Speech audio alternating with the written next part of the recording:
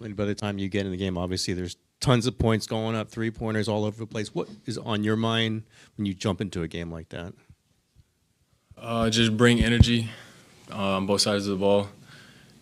Just try to execute our game plan and play as hard as I can. The shots was going in at a high clip.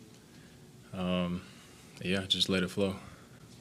What do you feel like went wrong defensively as a team tonight? You got to give credit to the other team. They made a lot of shots tonight. I think 81 points and a half. There's some rotational things that we could clean up and, just a few 50-50 balls. But, they shot really, really well tonight. 51% from three, 21 threes. It's tough to beat that. You were pretty much in the closing group tonight. What has Kerr told you about how those minutes are earned? Did he say anything about you getting those minutes tonight? I think it changes on a night-to-night basis. Whoever's got it going, whoever, matchup-wise, how our offense is looking, defense. It's just anybody can play, anybody can be in the end rotation. Just tough we got the loss tonight. You took that transition three with nobody in front of you.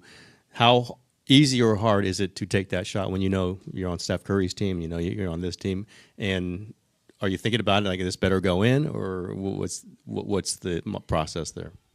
I practice that shot every day, so I just had confidence and was wide open and just let it fly. I hit a couple before then, so maybe got into a rhythm earlier, but that's what I do. You guys, too, had a big night offensively. What did you like about the rhythm and flow you guys were able to play with tonight? I thought we did good. We got into a rhythm about halfway through that first quarter. We're sharing the ball well. We're running, executing well on offense. And everyone was ready to knock shots down. Cool. Appreciate y'all.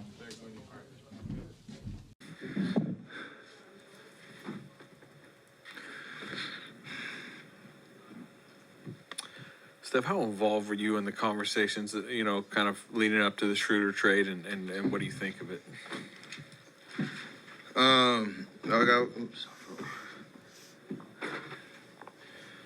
Always with Bob and with Mike, it's always a conversation of if anything is real or anything's worth, having a serious conversation at that point. Involve me. I don't want to be distracted by what ifs and all that type of stuff. So it happened pretty quick, to be honest, and excited about the opportunity to play with a guy that you've played against for a long time.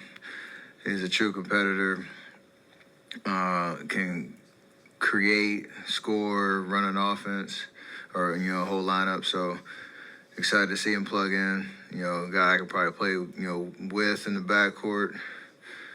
Can handle a lot of ball handling responsibilities when I'm off the court, and gives us another, guy that can attack a defense. And on the other side, he loves to compete, and he digs in on the defensive end too. So should be a seamless transition for him, and we'll see how it looks. How much do you feel like you need it? I mean, Steve's talking, basically feeling like you kind of need a secondary creator out there. I mean, do you feel like this is can really help you?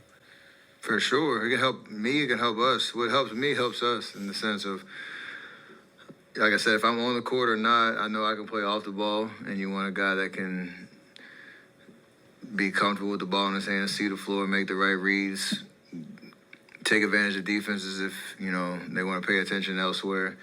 When I'm off the floor, like I said, a guy that can run an offense.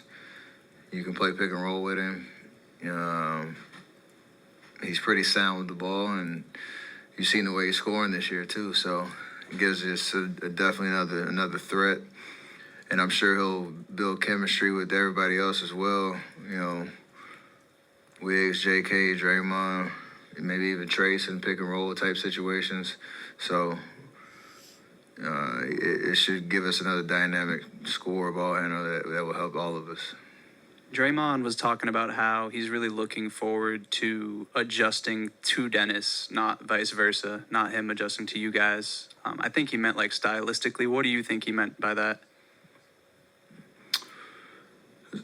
I don't know what he meant by it. I just feel like, you know, you have an idea that he's a guy that has played pick and roll, and you got to pay attention to him. He knows when to take his shots. He knows when to drive. He sees the floor really well.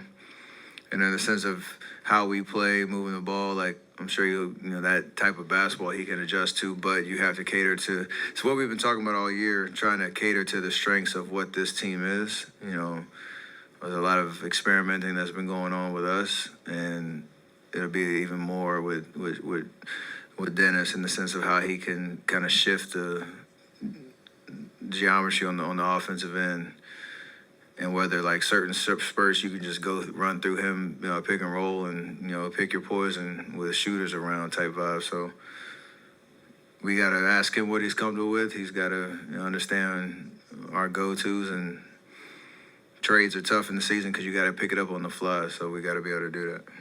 Steph, 2 questions. Have you interacted much with Dennis aside from playing against him? Do you have any sense for what he's like as a person?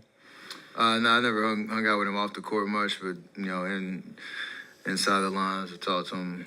I just love his competitive nature. Like he got that dog in him, and you can kind of tell he doesn't talk that much, but he's very animated, and I've never not seen him in the moment, like trying to, you know, rip your head off type vibe. So I like that. And unrelated, what was it like tonight? Obviously, a lot more hype last time Clay came back in his first visit. Seemed sort of more under the radar this time, and yet he had obviously a very good game. What was that like guarding him again, and how much did he sort of key their win in some ways, you know, beyond Luka? Yeah, I mean, the whole circumstance of this being the kind of NBA Cup makeup game, and you know, he had his you know, return vibe, which was amazing. Tonight, the first 6 minutes, they basically beat us in the first 6 minutes. We did everything we could to kind of try to get back, you know, and end the game or keep pace, try to get over the hump, cut it to, you know, 2-possession game a couple of times. And he hit a couple of daggers whenever we were trying to, you know, get over the hump. I had a turnover, like that one turnover in the fourth, and it finds him for 3, and you could tell he was a little bit more free tonight, just probably emotionally and with all the build-up. Dominated the game, scoring and distributing, so he got everybody involved. And, you know, when you give a team 46 points in the first quarter, you could probably come back, but it's going to be tough, not just because of the margin, but because everybody's feeling good, and Clay was a part of that. Steph, speaking of Clay, he's closing in on passing Reggie Miller for 5th on the all-time three-point list. You're at the top of that list, obviously, but just for him and everything he's been through in his career, what do you think a moment like or an achievement like that is going to be for him? Hold on. You said 5th? He's going to be 5th. He's 11 away.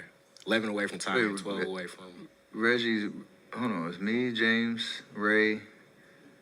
Who's in? Am I missing the list? He'll be 4th then, right? Am I tripping? Dame. Dame's 4th. Dame is?